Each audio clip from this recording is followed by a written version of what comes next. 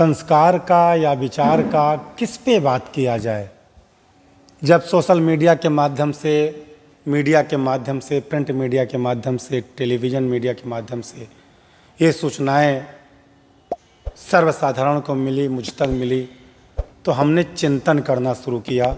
जो हम कहा करते हैं कि चिंता नहीं चिंतन करें, उसी चिंतन को आपके सामने आज हम रख रहे हैं। मन बड़ा भावुक था कि जो हमने इस 3 दशकों के दौरान अनुभव लिया है, महसूस किया है, समाज को देखा है, वो ये रहा है। इस समाज का एक नियम भी बन गया था, एक रिवाज भी बन गया था, एक मानसिकता भी बन गई थी कि हर माँ बाप पुत्र चाहता है, पुत्री नहीं। हालांकि सोशल मीडिया या कहने के माध्यम से बहुत लोग विरोध करते हैं, बहुत लोग कहते हैं नहीं नहीं हम पुत्री चाहते हैं, लेकिन किसी के दिल से यदि बात की जाए तो 80% लोग, 70% लोग पुत्र की अपेक्षा करते हैं और पुत्र के जन्म पर ही वो खुशी का अनुभव करते हैं। कहने को तो बहुत लोग कहते हैं, लेकिन जो मुझे अनुभव हो रहा है वो ये है। आखिर किस दिन के लिए आप कल्पना करते हैं कि पुत्र ही होना चाहिए? क्यों? जो प्रथाएं हम आप बनाए हैं, हम ही आप बनाए हैं ना, इसी दिन के लिए कि 3 दिन तक पार्थिव शरीर रखा रह जाए और पुत्र आगे मुखाग्नि न दे, इसी दिन के लिए। पुत्र का अर्थ क्या होता है? पुत्र शब्द की जो व्युत्पत्ति हुई है वो पुत्राम से हुई है। पुत्राम, जिसका मतलब होता है पुत्र, और पुत्र का अर्थ होता है नरक। हालांकि कुछ लोगों की मान्यताएं हैं कि पृथ्वी से उद्धार के लिए, ये पृथ्वी को कुछ लोगों की विचारधारा है नर्क है। इस पृथ्वी रूपी भवसागर से, इस नर्क से उद्धार के लिए हमें पुत्र की जरूरत होती है। इस नरक से उद्धार के लिए हमें पुत्र की जरूरत होती है। कहा भी जाता है कि जब तक पुत्र अपने पिता के चिता को मुखाग्नि नहीं देगा, अग्नि नहीं देगा, तब तक पिता को इस भवसागर से उद्धार नहीं मिलेगा। सही भी है, लेकिन कहाँ कमी रह गई?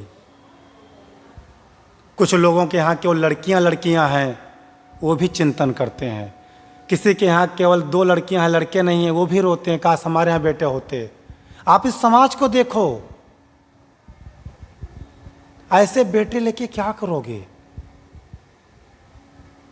ये एक सुब्रत राय सहारा की बात नहीं है। लाखों परिवार ऐसे हैं जिनके 3-3, 4-4, 5-5 बेटे हैं और सब विदेश ना जाके देश में ही अलग अलग जगह पे शिफ्ट हो गए हैं, और बूढ़े माँ बाप घर पर अकेले रहते हैं। तब तक माँ बाप को अकेले रखिए जब तक उनके शरीर में ताकत हो, वो ये महसूस ना करें, हालांकि ये होना नहीं चाहिए, लेकिन फिर भी वो ये महसूस ना करें कि हम बेसहारा हैं। अगर उनको लगता है हम सक्षम हैं मार्केट जाने के लिए तो ठीक है। अंततः मेरा आपसे निवेदन है कि चाहे 4 बेटे हो, चाहे 1 बेटे हो, या तो माँ बाप को साथ रखो या माँ बाप के साथ रहो। अब ये तभी संभव है, हर माँ बाप से मैं निवेदन करना चाहता हूं, जब उनको संस्कार देंगे। संस्कार कहाँ से मिलेगा? संस्कार की जड़ है धर्म, धार्मिक होना। यदि धार्मिक प्रवृत्ति बच्चों के अंदर आप पैदा नहीं कर पाएंगे तो वो संस्कार नहीं होंगे, और उनके अंदर संस्कार नहीं होंगे तो उनके विचार अच्छे नहीं होंगे। यदि उनके विचार अच्छे नहीं होंगे तो आपकी परवरिश वो नहीं करेंगे। आपने उनकी परवरिश कर दी है लेकिन वो आपकी परवरिश नहीं करेंगे।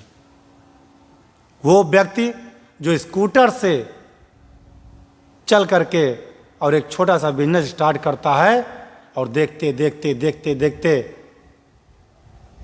देश विदेश तक, सहारा हॉस्पिटल से लेकर सहारा शहर से लेकर के अपना प्रभुत्व स्थापित करता है, अपने बेटे को अच्छे अच्छे स्कूल में पढ़ाता है, अथाह पैसा उनके ऊपर खर्च कर देता है।